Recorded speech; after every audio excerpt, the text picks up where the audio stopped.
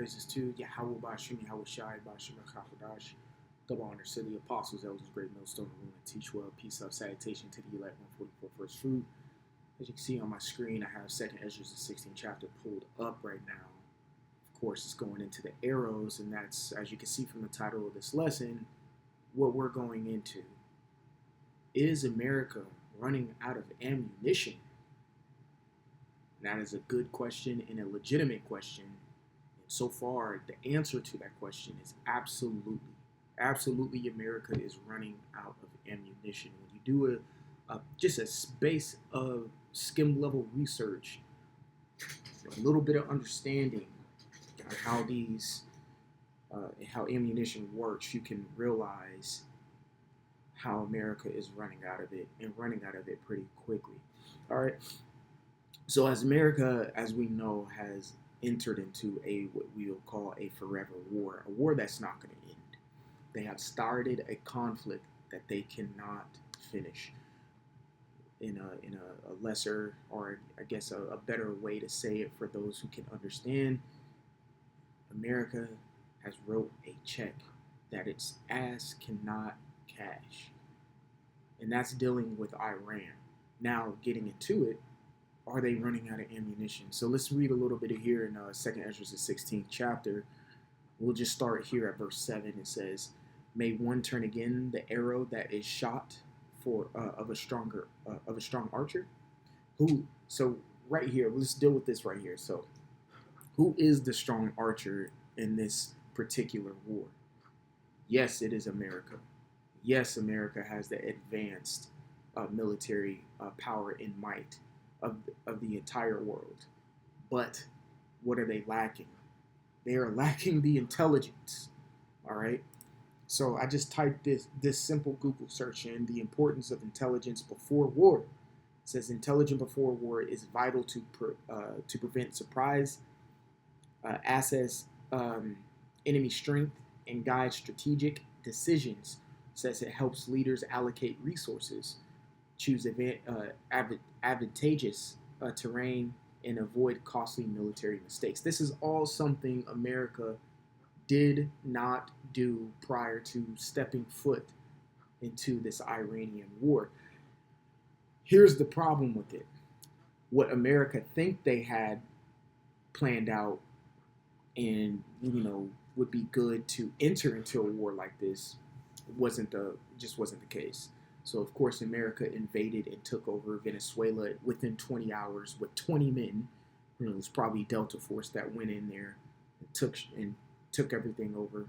Who was his name? Maduro, whatever. So in that sense, America accompanied or occupied all of Venezuela's oil, which they are heavily produce. Venezuela heavily produces the oil. So they had to make that move, understanding that they were going to attack an individual nation that was known for its oil production and known for giving the world, like producing 20% of the world's oil in general. You know what I'm saying? Or really, when you look at the, let's get a world map.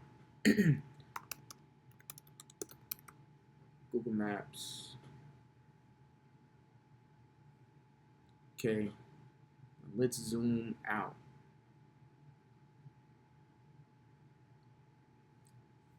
Zoom out real quick. All right. So like my computer all slow and shit. All right, here we are. Here's Iran. Here's the Strait of Hormuz right here. So let's scroll in a little bit more. And I did a lesson. I did a few lessons called like a crash course in understanding this war. And pretty much those two lessons pretty much go into the inception of the war. So this is the Strait of Hormuz right here.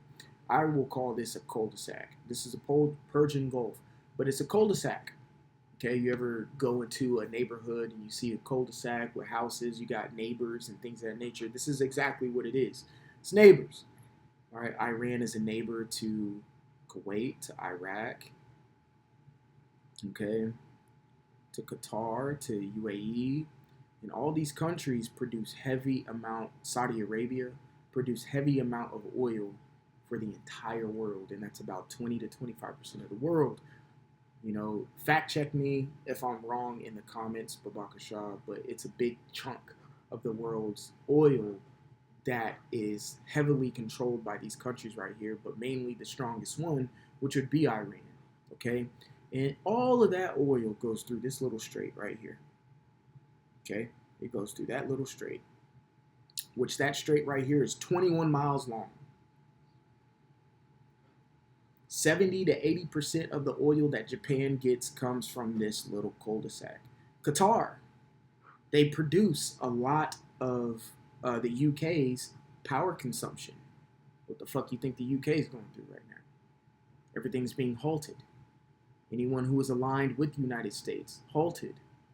You're not getting through the strait. China's still getting through the strait. Russia's still getting through the strait because Iran is a part of the BRICS Nation alliance. Okay, so certain countries are going through the strait, but other countries aren't getting what they need from this cul-de-sac right here. Okay, so that's one of the part of the importance of understanding the war that you're about to jump into, which I'm 100% sure Trump did not prepare himself for Iran to close at. If you flick Iran, they're going to be like, well, okay, we're just going to shut the strait down. And that affects you in the entire world. When it affects the entire world, your allies are going to look at you, America, like, why in the hell did you do this? Which is going to do what? It's going to turn them against them, turn America's allies against them, which is biblical. When you start messing with people's food and money, because closing the strait messes with food and money. Closing the strait has significantly dropped the production of fertilizer going out across the world. And you need fertilizer to farm. So therefore, food production has been cut. Oil production has been cut. Power production has been cut dramatically. And now the world is irritated. And irritated at who? The one who flicked Iran, which would be the United States of America. So understanding that, America tried to, in their intelligent type move, is try to get the oil reserves of Venezuela, which is now occupied by them, so America can be good itself with oil for going into go ahead and attack Iran. But they didn't think about the Strait of Hormuz, obviously, okay, which is very low-level minded of warfare with America. America always goes into a war because thinking a specific way. Yes, they are one of the most advanced, maybe the most powerful military might in the world. But when you're going into asymmetrical warfare, which I have the definition of it right here, there are things that you have to consider. So asymmetrical warfare is a conflict between opposing forces with significantly different military power. Prime example, Ukraine going against Russia. Two different powers. Obviously, Russia has the better forces. But the intelligence that Ukraine has gathered over the years with the help, Slovakia, okay, with the help, one second, yeah, there we go.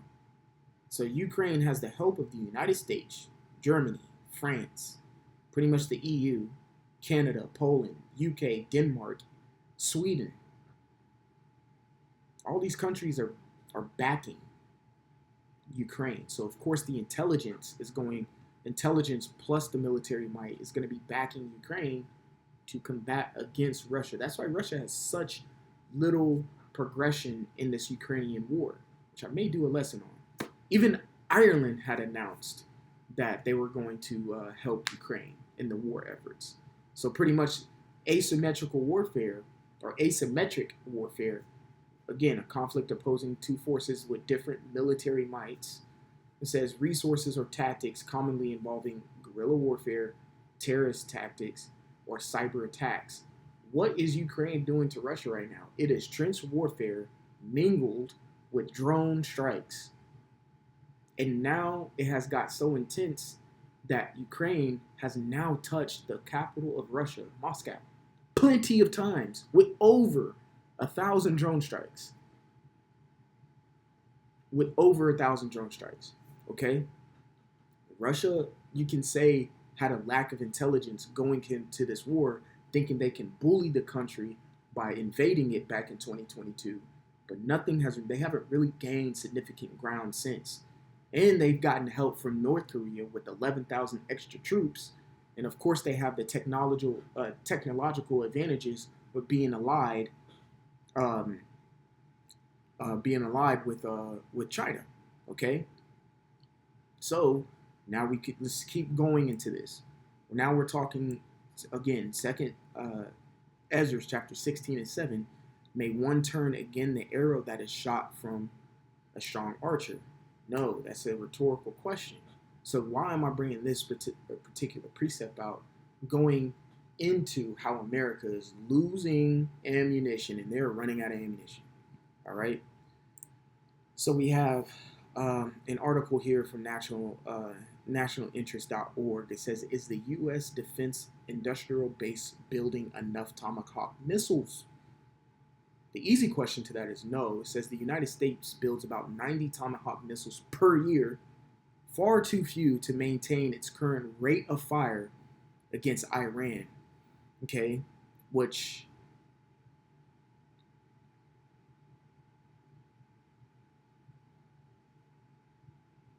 really, let's see here. I think if you look it up, the United States have shot off 850 Tomahawk missiles. What's the purpose of a Tomahawk missile? It's so you don't have to get boots on ground. You get boots on ground, you get decimated. And that's obviously, in this day and age with war, boots on ground, because the scriptures talk about it, these wars should be fought with the fuel of fire. Boots on ground is an old tactic. Now, boots on ground today is last resort. America has sent boots on ground over in Iran already. So where do you think America stands right now? They are in their last resort already. Already. Where did this war start in February?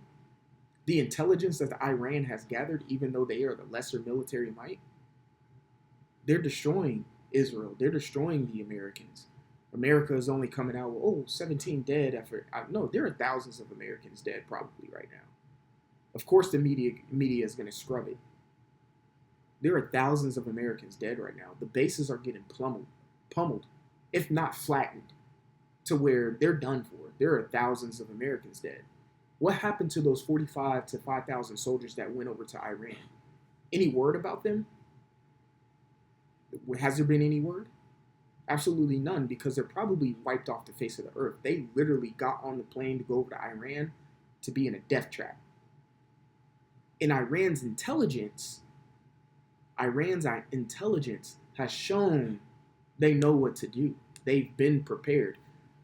America is extremely, underwhelmingly unprepared for this Iran war, and they are showing it.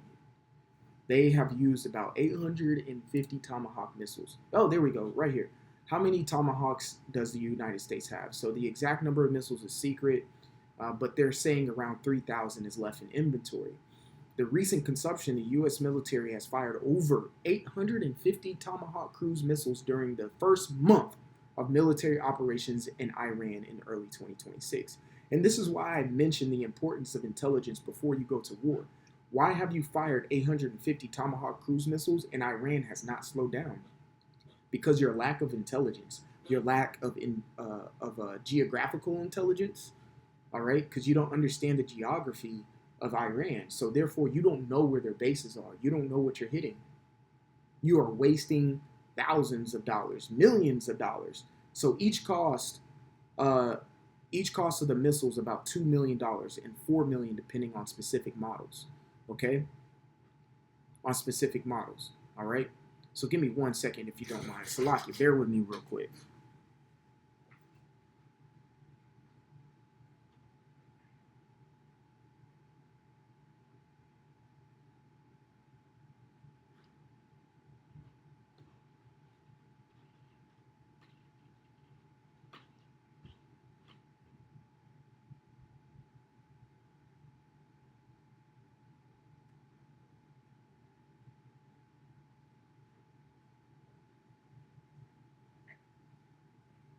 All right, Salaki.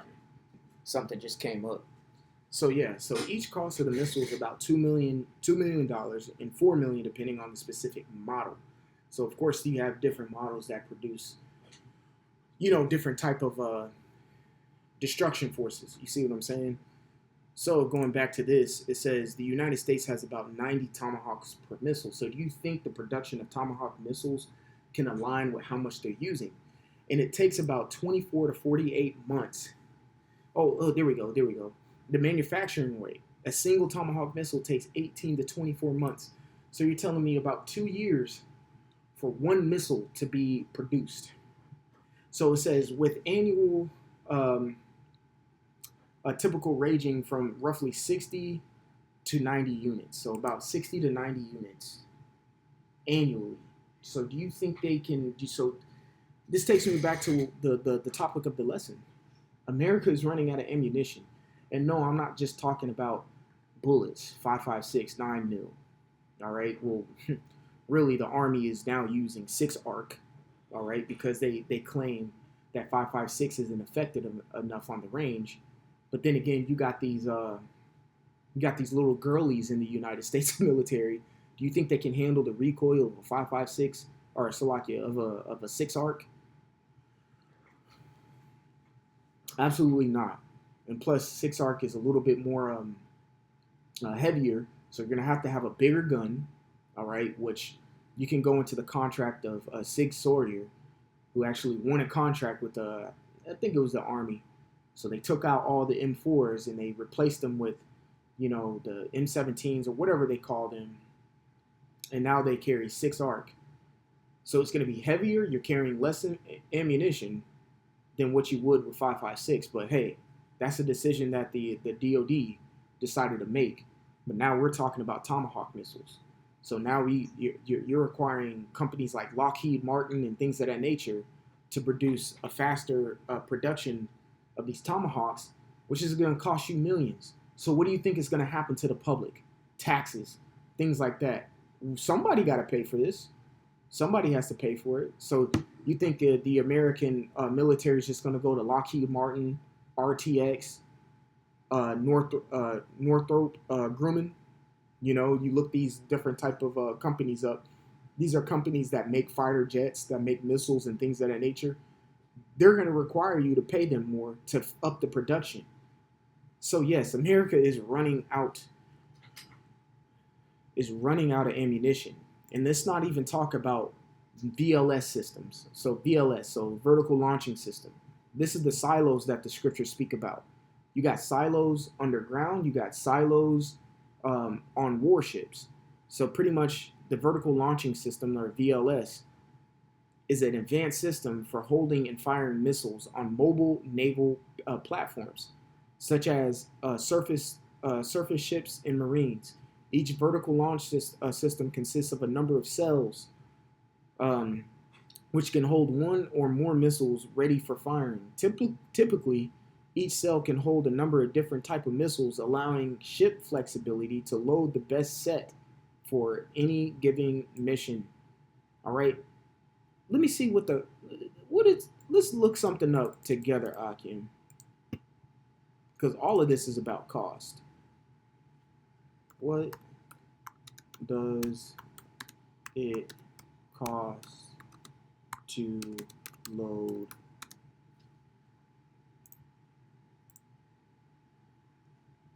Let's do that. Come on, AI, hurry up. Get the fuck out of here. It says loading a VLS system costs anywhere between $800,000 to $28 million per cell. And it's costing America about almost $40 billion a day to fight this war in Iran. Do you think America has enough ammunition to follow through with this war? Fuck no. So what do you think that means? What do you think that means? What do you think that means? You run out of ammunition, Tomahawk missiles? Damn. Now you gotta send fighter jets in there. But you have lack of intelligence, so you don't know where the fighter jets are going to attack. They could be attacking dummy positions that Iran has set up on purpose to throw your intelligence off. Now your fighter jets are getting shot out the sky. Oh, damn, now what? Now you send boots on ground. But Iran knows every single one of your bases are. They know every single location that they need a fire on the base. So if you have missile defense system sector on your base, they're going to destroy that. Therefore, once you destroy that sector of the base, do you think that base is competent enough to send off missiles? Fuck no. The rest of the people on the base are jarheads, thinking they're about to get in hand-to-hand firefight combat with these Iranians. That's not happening. Iranian doesn't need to take military casualties like that because they have enough ammunition stored and enough intelligence stored to attack you precisely and correctly. All it has to do is get around your missile defense systems. And once it hits your intelligence systems, your missile defense systems are down too. Now the base is extremely nude. So now you send your boots on ground and they're getting decimated. You're out of Tomahawk missiles. You're out of F-15, F-35 fighter jets and things that are nature to fight. Boots on ground, you're getting decimated. So what is that going to lead to? Exactly what the scriptures say, nuclear warfare. Now you're just going to have to nuke because you don't care where a nuke hits. You don't care where a nuke hits. It just needs to hit somewhere in Iran and it smokes the whole country. You see what I'm saying? And that's the Valley of Jehoshaphat. All of it is leading to Joel, the second chapter. So we're watching this unravel and it's beautiful, you know? So that's all I had for you here today. I want to give all glory, honor, and praises to Yahweh, Ba'Shem, Yahweh Shai, Ba'Shem, Chakadash. Double honors to the apostles, elders, a great millstone, the room, and teach well. Peace of salutation to the elect 144 first fruit. Till the next time, I'm going to say shalom, and like always, repent, for Yahweh Shai is coming back sooner than when me and you believed. All right, shalom.